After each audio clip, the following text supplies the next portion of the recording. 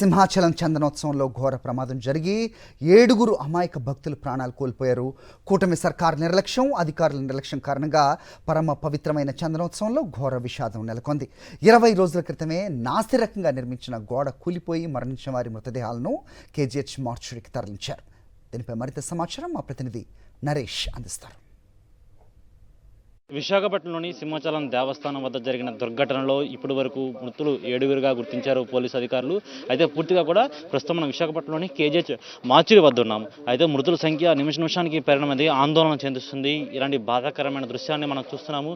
పూర్తిగా మృతులను ఒక్కొక్కరిని కూడా మృతదేహాలను విశాఖ కేజీహెచ్ మార్చురీకి తీసుకొస్తున్నారు. ఇప్పటికే కొంతమంది మృతులను గుర్తించినప్పటికీ కూడా అనేక మంది శిథిలాల కింద ఉండిపోవడం అనేది చాలా ఇబ్బందికర వాతావరణం నెలకొంది.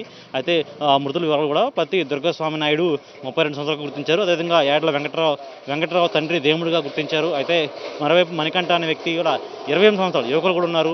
అయితే ఇప్పటి వరకు అధికారికంగా ధృవీకరించింది 7 మాత్రమే. ఇంకా మృతుల సంఖ్య పెరిగే అవకాశం ఉన్నట్టు కూడా తెలుస్తుంది. అయితే ఈ ఘటనకు సంబంధించి ఒకవైపు గాలివాన, మరోవైపు ఈ ఏదైతే షెల్టర్ సంబంధించి గుర్తించారో, ఎందుకంటే ప్రమాదం ఘటన జరిగిన సమయంలో సహాయక చర్యలు ప్రారంభించినప్పటికీ కూడా అప్పటికే మృతుపడిన సంఖ్య పెరుగుతూ వచ్చింది. అయితే మృతుల్లో 3 మహిళలు, 4 పురుషులు ఉన్నట్లుగా గుర్తించడం జరిగింది. సహాయక చర్యలు ముమ్మరం చేస్తున్నప్పటికీ కూడా మొత్తం ఏదైతే రిటర్నింగ్ వాల్ ఉంటుందో గోడ కూలడంతో ఈ ప్రమాదం జరిగినట్లుగా పూర్తిగా కూడా మనకి అధికారులు ధృవీకరించడం జరిగింది. అయితే పూర్తిగా కూడా ఈ ఘటన సంబంధించి చూస్తున్నాం. ఇప్పుడు కేజీహెచ్ మార్చురీ వద్ద మొట్టమొదటిగా రిటర్నింగ్ వాల్ కింద ఇరుక్కుపోయినప్పటికీ కొంతవరకు కొనవూపిరితో ఉన్న వారిని వెంటనే క్యాజువాలిటీకి అడ్మిట్ చేయడం జరిగింది. కానీ చికిత్స పొందుతూ కొంతమంది మృతి చెందిన ఘటన చోటు చేసుకుంది. పూర్తిగా కూడా మృతుల ఒంటి నిండా కూడా రిటర్నింగ్ వాల్ సంబంధించిన మట్టి, ఇసుక మొత్తం అంతా పెరిగిపోవడం, చాలా వరకు కూడా కొంతమంది చెత్తగాతులు ఉన్నప్పుడు కూడా కొంతమందికి ఊపిరి ఆడక చనిపోయిన ఉన్నారు. ఎందుకంటే చెత్తగాతులకు సంబంధించి చూసుకుంటే చాలా వరకు హెడ్ ఇంజురీ అనేది చాలా ఎక్కువగా కనిపిస్తుంది. అదే హెడ్ ఇంజురీ కనిపిస్తున్న దాఖలు మరోవైపు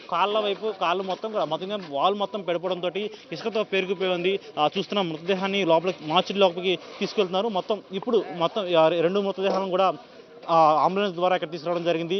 అందరూ కూడా చాలామంది యువకులు ఉన్నారు పూర్తిగా కూడా. ఎందుకంటే చాలా వరకు ఈ చుట్టుపక్కల ప్రాంతాలలో ఉత్తరాంధ్ర వ్యాప్తంగా కూడా, రాష్ట్ర వ్యాప్తంగా అనేక చోట్ల నుంచి కూడా సింహాచలం దేవస్థానానికి ఈరోజు చందనోత్సవం కార్యక్రమంలో నిజరూప దర్శనం జరుగుతుంది.